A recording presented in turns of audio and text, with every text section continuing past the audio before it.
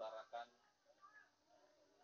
Ya, di layar kaca kita melihat ada Johan Budi di situ, juru bicara KPK, dan mungkin juga ada sejumlah wakil ketua KPK yang ada di dalam untuk segera melakukan konferensi pers.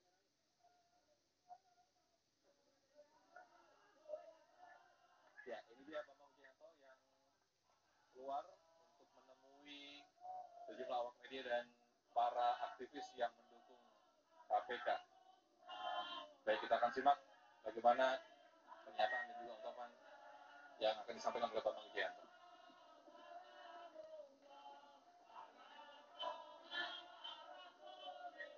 Terdengar pemirsa?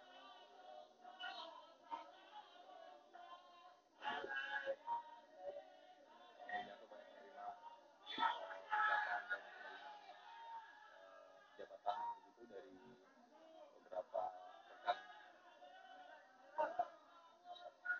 Duduk yang depan. Ya, sekali lagi ini adalah situasi terkini yang berada di gedung KPK. Ini adalah situasi terkini yang kami siapkan.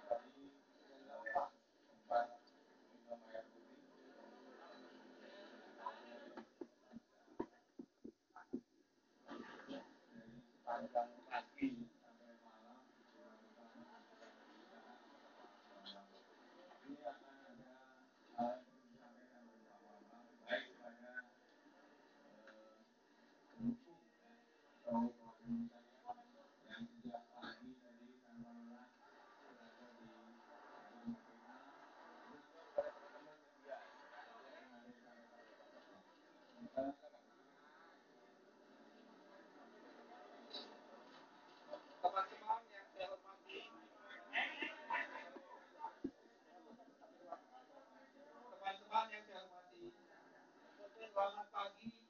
Assalamualaikum.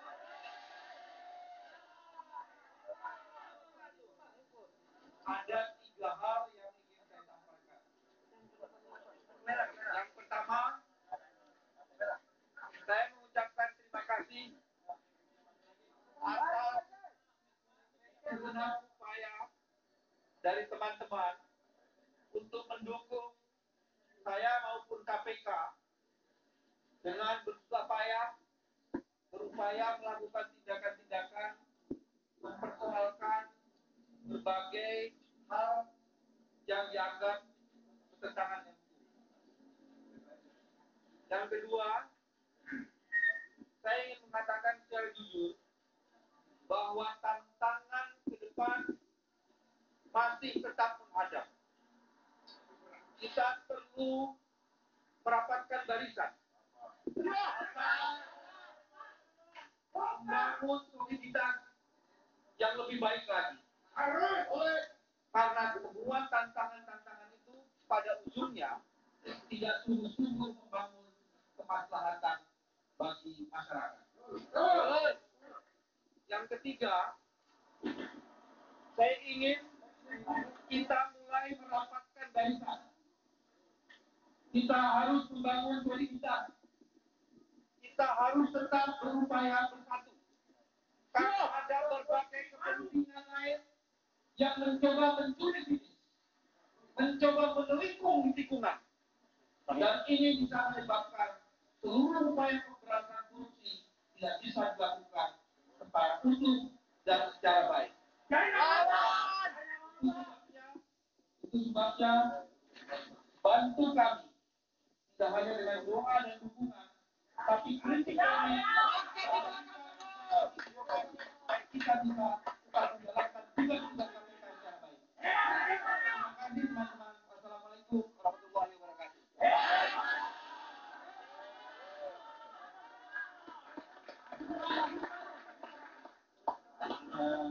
Mungkin perlu juga teman-teman yang di sini kita mengetahui bagaimana tadi proses pagi sampai sore bahkan malam hari.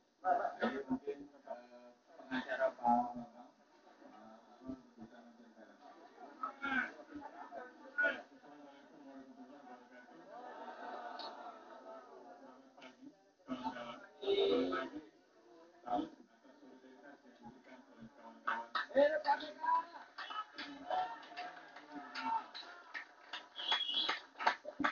Proses pemeriksaan yang kami ikuti secara langsung itu berlangsung sejak setelah waktu sembahyang asar.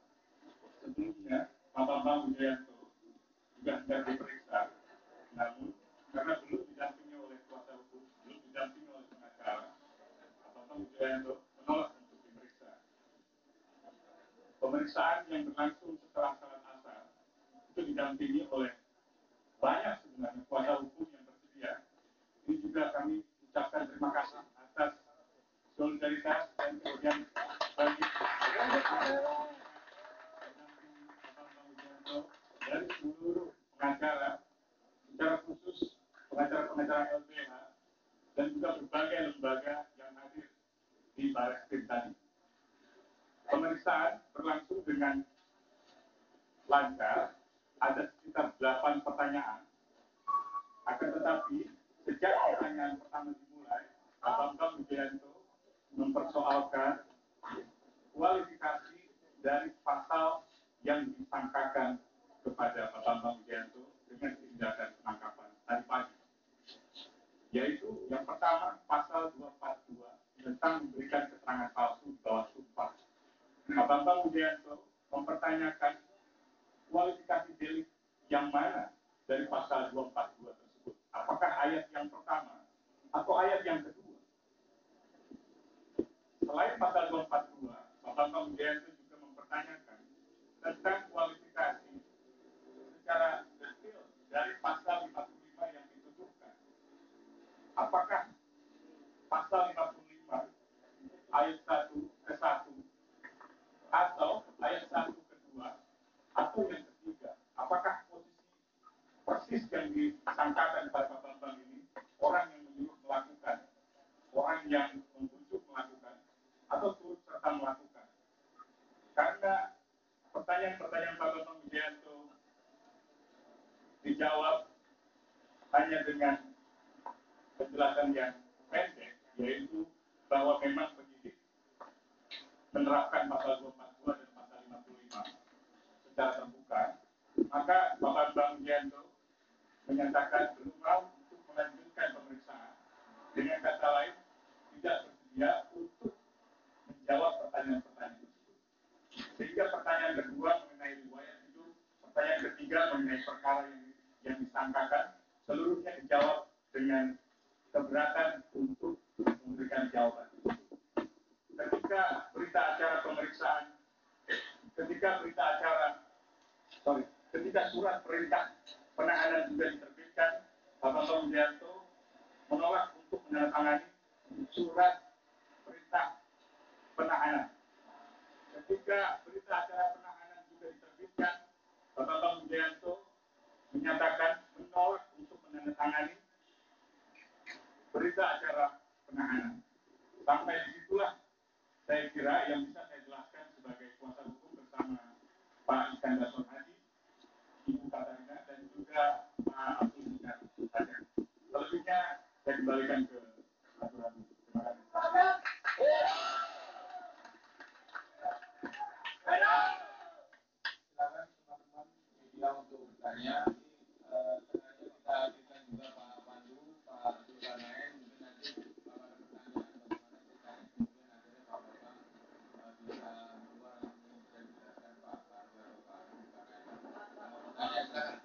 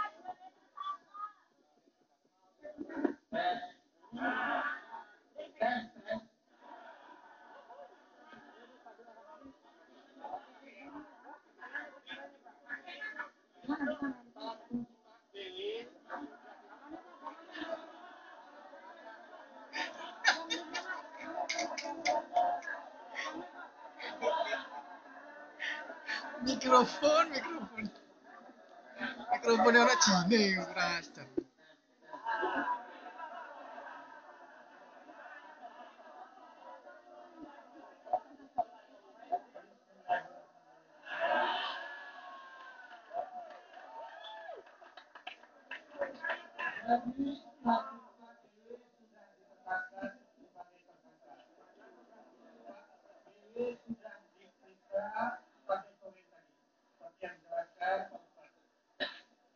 Pak BW dinilai tidak kooperatif di dalam memberikan keterangan dan direncanakan memang Pak BW untuk dilanjutkan dengan penahanan.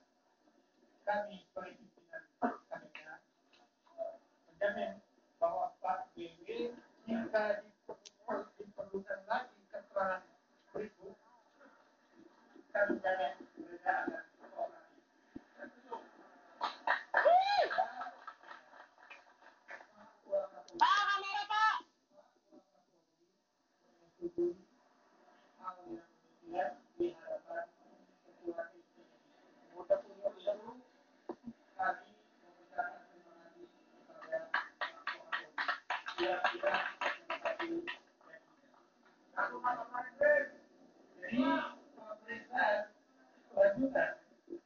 Kemungkinan atau dilakukan dengan panggilan kembali melalui KPK. Demikian barangkali yang bisa saya jelaskan kepada kita. Pak, bagaimana dengan lanjutan Pak Budi Gunawan, Pak? Ya, karena dengan adanya Budi Gunawan. Terima kasih.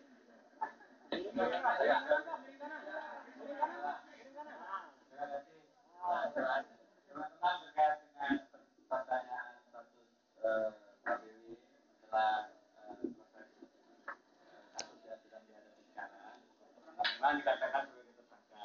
Kalau kita melihat Undang-Undang KPK pasal 32 ayat 2 memang dikatakan di sana pimpinan KPK yang tersangka diberhentikan sementara. Ayat 3-nya pemberhentian itu ditetapkan oleh Presiden. Dengan dua aturan ini maka pendapat yang juga sudah saya bicarakan dengan Profesor Taldi status Pak Bambang Wijayanto tetap pimpinan KPK.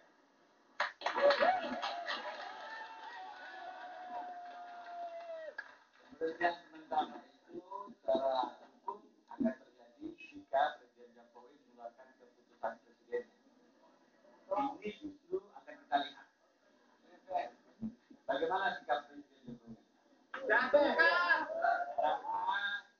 Kalau saya lihat kasus ini adalah kasus yang terkait hasil dalam kriminalisasi, ada serangan balik terhadap KPK.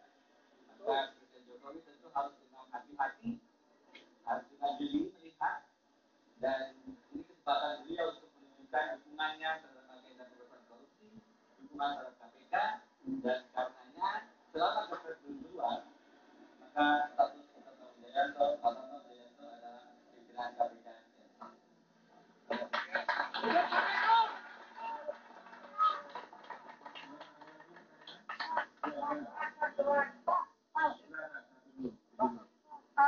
Ini terlihat sekali KPK seperti diserang dan diserbu oleh baik dari politik maupun dari partai politik ataupun dari kepolisian sendiri. Sikap KPK sendiri, Pak, untuk melawan itu semua, KPK terlihat hanya bersama masyarakat. Mungkin untuk tindak lanjutnya lagi, Pak, seperti ya politisi, seperti dipolitisir hal-hal ini, Pak. Saya sebenarnya terakhir ya, ini bagaimana sikap KPK terhadap politisasi ini. Politik. Awas! Ya.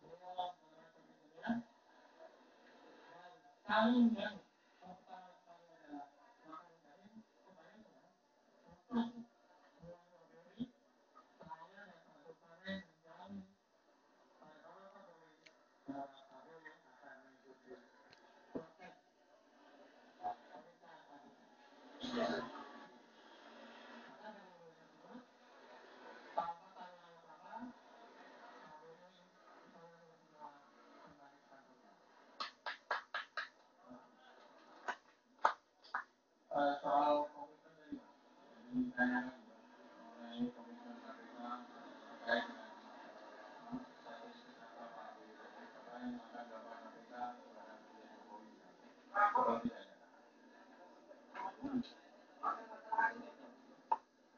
Ya, jadi mulai hal itu tadi saya diminta Pak Bambang menjawab. Tadi ada satu pertanyaan juga yang disampaikan oleh rekan Billy tadi, apa komitmen dari tokoh-tokoh ya tadi terkait dengan misalkan terkait posisi atau status Pak Bambang Wijayanto mengacu pada Undang-Undang 30 tahun 2002.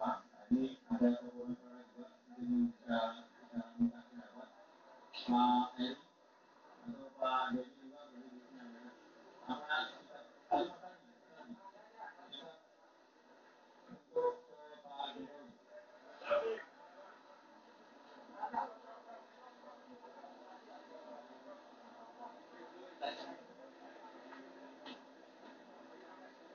Dan sikap tokoh-tokoh yang datang ke sini terkait dengan status Pak Bambang menurut Undang-Undang 30 tahun 2002 berdasarkan Pak Dedi tadi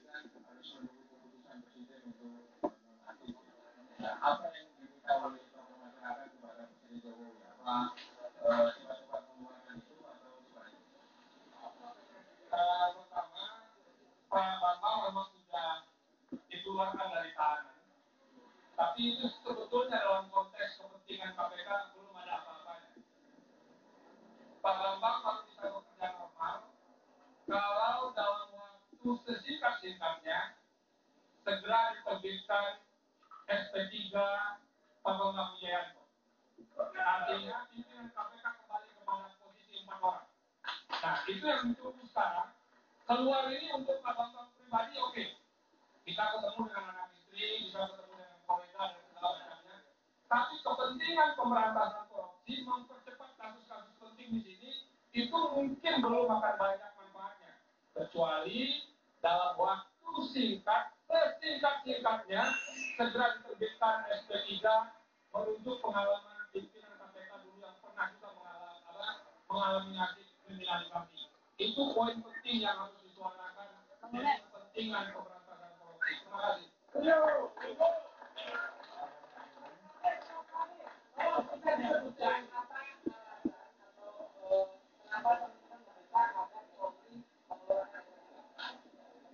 Nah, sebelum pertanyaan itu, kita minta kepada Presiden Jokowi segera memberikan pesan kepada jajaran kepolisian untuk menghentikan cara-cara yang tidak senonoh.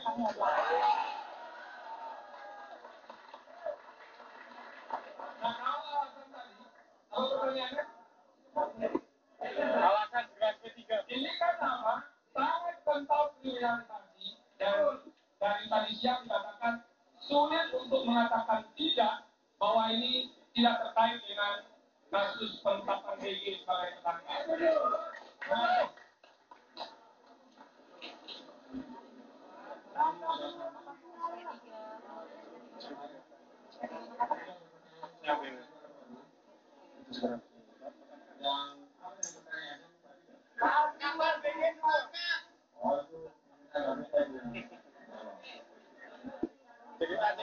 Cerita ringan.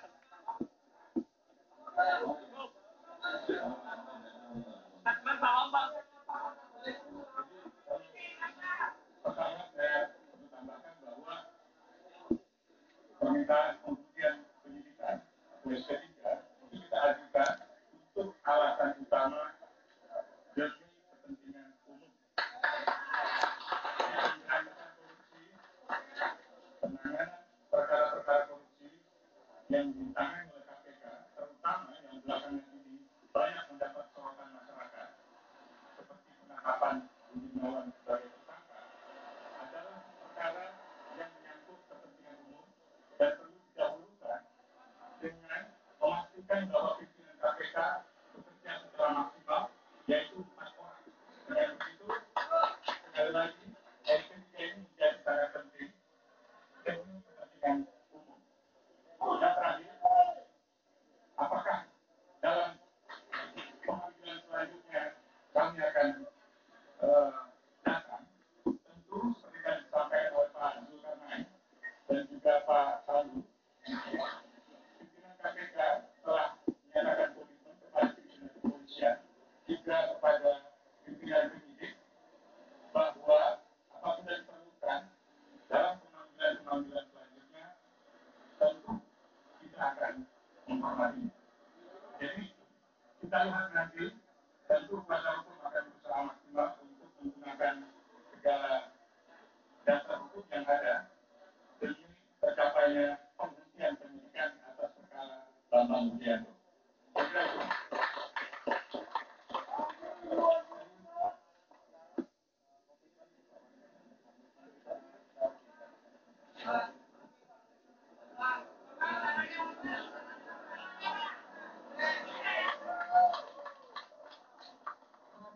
Kami dalam menangani perkara di KPK berusaha untuk secepatnya menyelesaikan perkara-perkara yang sudah lama kita penyidikan.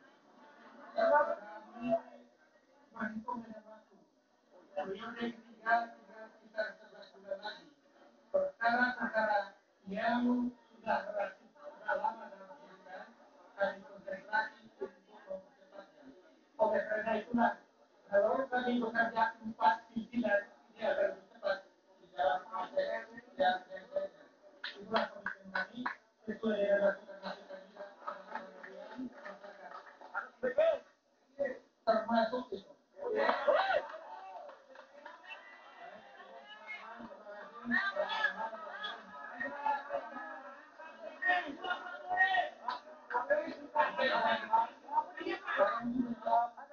Tiga kurang dapat. Saya lagi atas nama pribadi, atas nama keluarga, atas nama KPK, kami mengucapkan terima kasih. Hidup pemberantasan.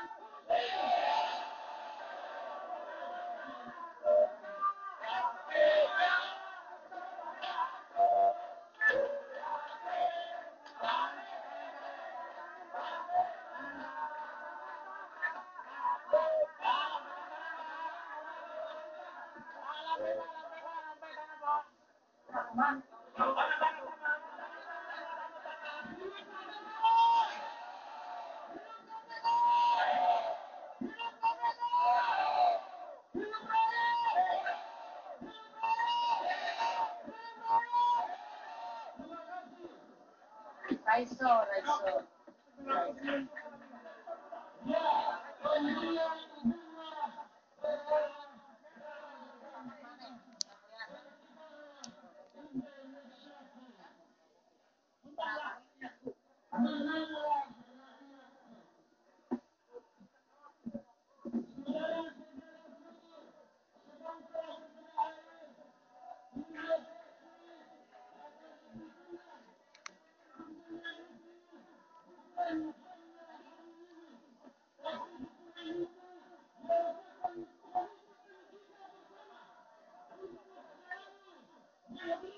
Termasuk Bambang Wijayanto terkait dengan penahanan Bambang Wijayanto. Banyak sekali catatan yang tadi disampaikan termasuk oleh beberapa pengacara atau lawyer dari Bambang Wijayanto.